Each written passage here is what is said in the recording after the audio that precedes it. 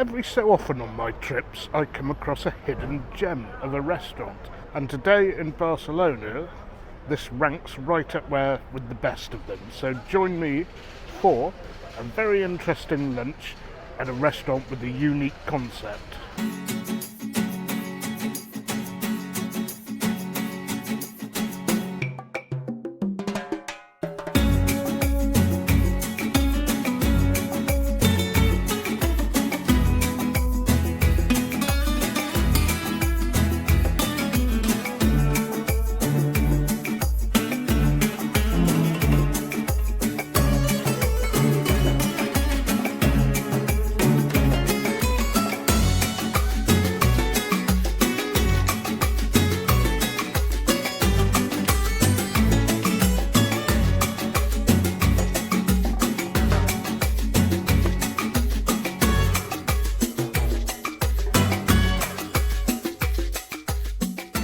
Today I'm at the Maison Carne in the Eixample area of Barcelona, and there's a very simple concept at this restaurant, which is you have a steak, you have a ribeye chop, a chuletón.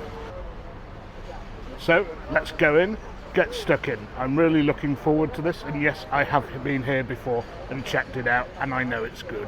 As I said, this restaurant uses a very simple concept. The only thing you can order here is chuletón, a ribeye chop. It's just a question of how you want it cooked, and of course the default in this part of the world is poco hecho or rare. And the other thing you choose is the wine. So let's pan down to the menu and I'll show you what the options are. If I were ever in a restaurant where I didn't actually need a menu, it would be here. And as you can see here, 29 euros for a kilo of chuletón. The kilo is the minimum, and they say for 1 or 2 people. Last time I was here, 2 between 3 was about right for 3 decent eaters, so maybe 1 will be a little bit much, but we'll do our best. Now when it comes to the wines, they have a list of red wines, white wines, rosés, sparkling wines, and the desserts list if you want one, and a hamburger for children if you happen to come here with children. And on the left, cheese selection, lager, and you can have their house wine, which is a Corbière from southern France. And the Corbière wine is chosen because they have 5 restaurants in France and 1 in Spain. I just happened to be at the one in Spain. So I've gone for the house wine. Last time we tried a bottle of something local from Primemutton in Barcelona. It was lovely, but I thought, well, given it's the tradition in this restaurant to take the house wine, I'm going to go for that today. I've just had a sip and it's really rather nice. Now, it's served slightly fresh, which is the way I like such wines, especially if they're, from fairly south in Europe. And the amount you pay is actually the amount you drink. He opens the bottle and you pay €1 for each centimetre. So if you can see here, there is a scale of centimetres all the way down. So if I were to get through that whole magnum, I'd be paying €24. So that is cracking value, just like the steak. But the proof of the pudding is in the eating, so let's get on with it. Even the way they dispense the cutlery is neat here. You open the little drawer underneath your table, cutlery, salt, pepper. Nor here do you have to bother ordering a starter, because whilst you're waiting for your meat to cook, they give you a little something to nibble on. So here we have some bread and, in the black package, some duck pate. It was pretty nice last time I was here. I don't see why it would be any different now. So there we are, a bit of pate to nibble on whilst we're waiting for the meat to arrive.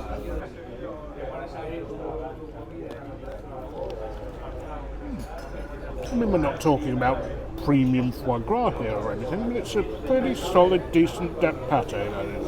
And I'll drink to that.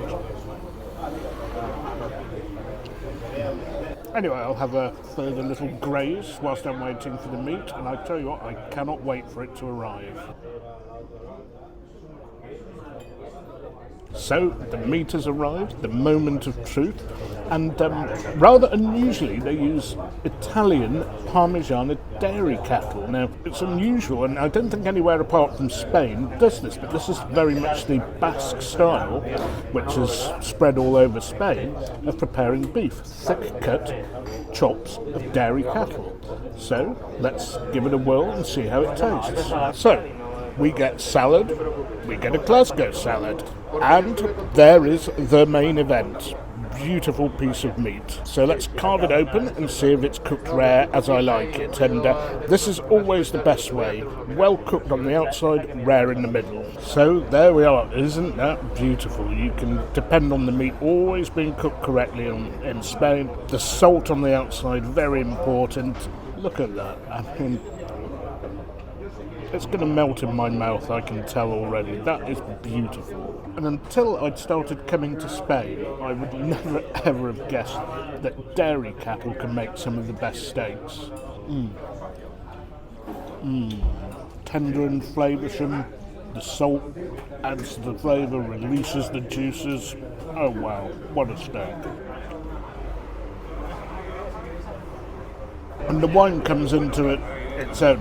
Now, okay, we paid €35 for a really nice bottle of wine last night. It was really nice, Priorat. But I have to say that this is pretty good for what it is. And I'm on my own, so I'm not going to go around drinking gallons on my own. So given I can pay per centimetre, more than decent. And great value as well.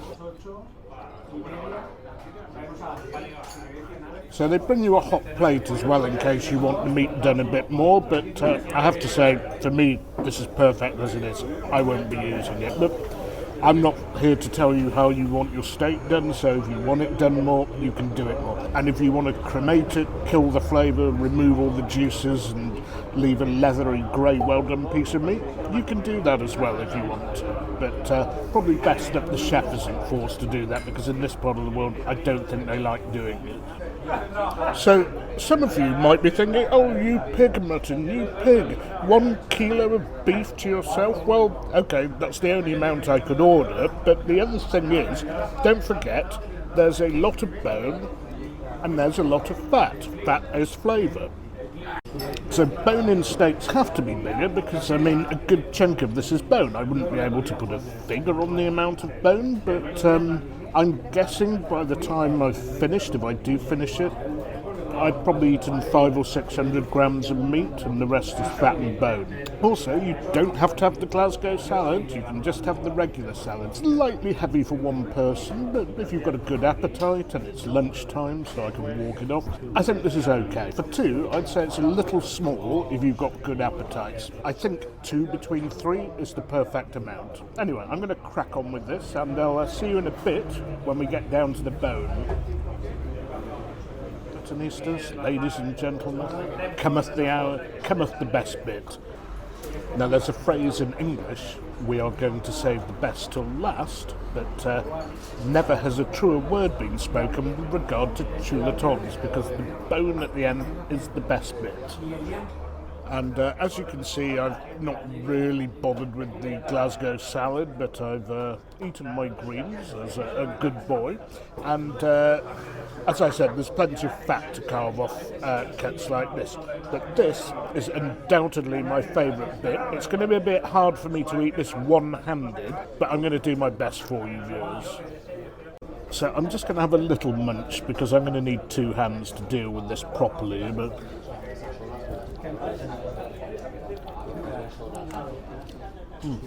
Always the best bit, and I'm grateful to all my friends in the ACJ like Croz, Richard and Lord Myers, who always somehow let me have the bone. But, maybe it's just because they know I like it so much. But that is poetry.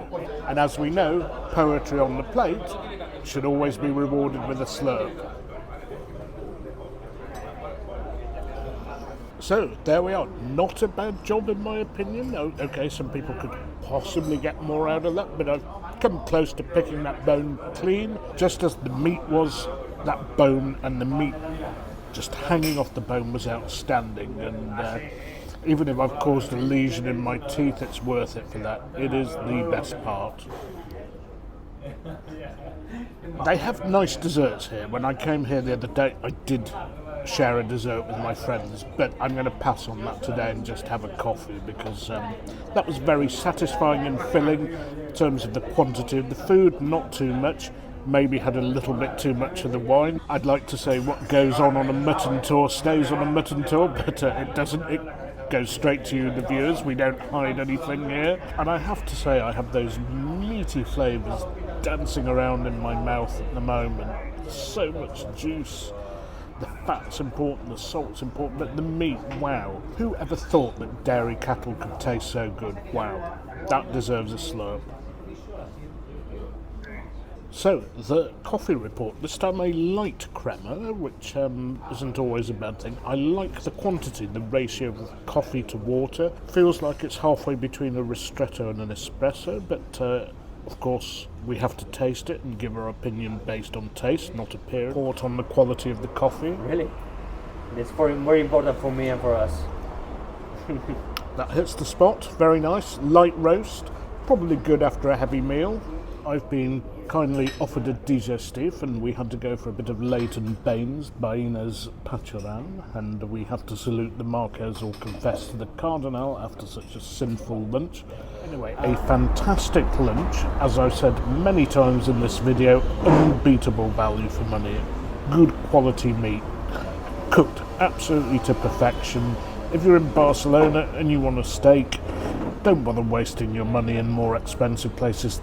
Just come here. The atmosphere's cracking, the concept is brilliant, and the meat, most of all, is of the highest quality.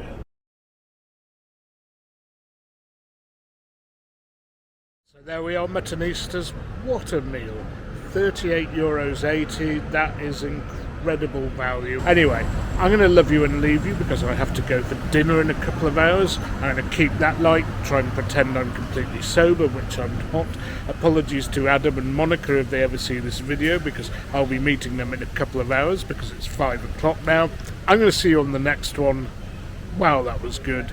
And don't forget, you can't beat a bit of mutton.